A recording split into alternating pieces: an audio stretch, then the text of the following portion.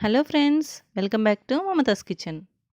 ఈరోజు రెసిపీ వచ్చేసి పన్నీర్తో చాలా టేస్టీగా, హెల్తీగా చిల్లీ పన్నీర్ని ఇంట్లోనే ఏ విధంగా తయారు చేసుకోవాలో ఇప్పుడు మనం చూద్దాం.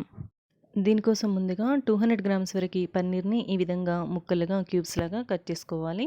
తర్వాత ఇందులోకి అర టీ స్పూన్ మిరియాల పొడి, రుచికి సరిపడా ఉప్పు, 1 టీ స్పూన్ కారం,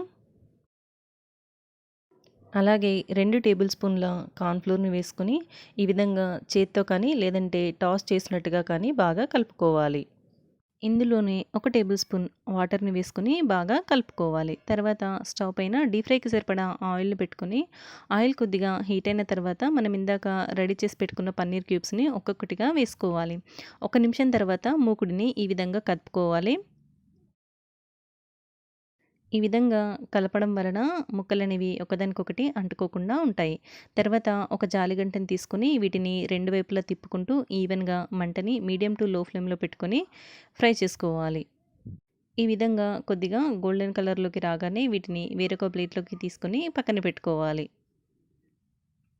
తర్వాత స్టవ్ పైన వేరొక ప్యాన్‌ని పెట్టుకొని అందులో 1 టేబుల్ స్పూన్ ఆయిల్‌ని వేసుకోవాలి. ఆయిల్ కొద్దిగా హీట్ అయ్యాక 5 వెల్లుల్లి రెమ్మల్ని ఈ విధంగా సన్నగా తరిగి వేసుకోవాలి.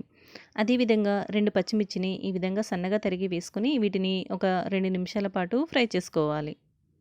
ఆ తర్వాత ఇలా పెటల్స్‌లా కట్ చేసుకున్న ఉల్లిపాయ ముక్కలు ఒక పావు కప్పు, అదేవిధంగా పెద్ద పెద్ద ముక్కలుగా కట్ చేసుకున్న క్యాప్సికమ్ పావు కప్పు వేసుకొని ఒకసారి బాగా కలుపుకొని ఇందులోకి పావు టీ స్పూన్ అజినమోటో, అదేవిధంగా రుచికి సరిపడా ఉప్పు వేసుకొని ఒకసారి బాగా కలుపుకోవాలి.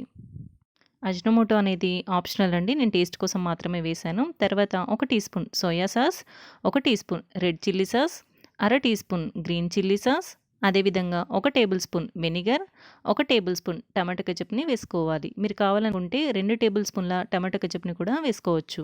ఆ తర్వాత ఇందులోకి కార్న్‌ఫ్లోర్ వాటర్‌ని వేసుకోవాలండి. 1 టేబుల్ స్పూన్ కార్న్‌ఫ్లోర్, అదేవిధంగా పావు కప్పు వరకి వాటర్‌ని తీసుకొని బాగా కలుపుకొని ఆ మిశ్రమాన్ని ఇందులోకి వేసుకోవాలి. ఈ వాటర్ అనేవి కొద్దిగా చిక్కబడేంత వరకు ఫ్రై చేసుకున్న తర్వాత ఇందులోకి మనం ఇందాక ఫ్రై చేసి పెట్టుకున్న పన్నీర్ క్యూబ్స్‌ని వేసుకొని మొత్తం అంతా కూడా ఒకసారి బాగా కలుపుకోవాలి.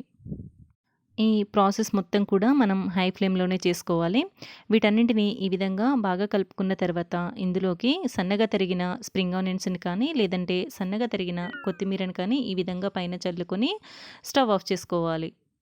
అంతే అండి. చాలా టేస్టీగా ఉండే చిల్లీ పన్నీర్ రెడీ. మీరు కూడా తప్పకుండా ఇంట్లో ఈ రెసిపీని ట్రై చేయండి. కొత్తగా ఈ వీడియో చూసేవాళ్ళు నా ఛానల్‌ని సబ్స్క్రైబ్ చేసుకోండి.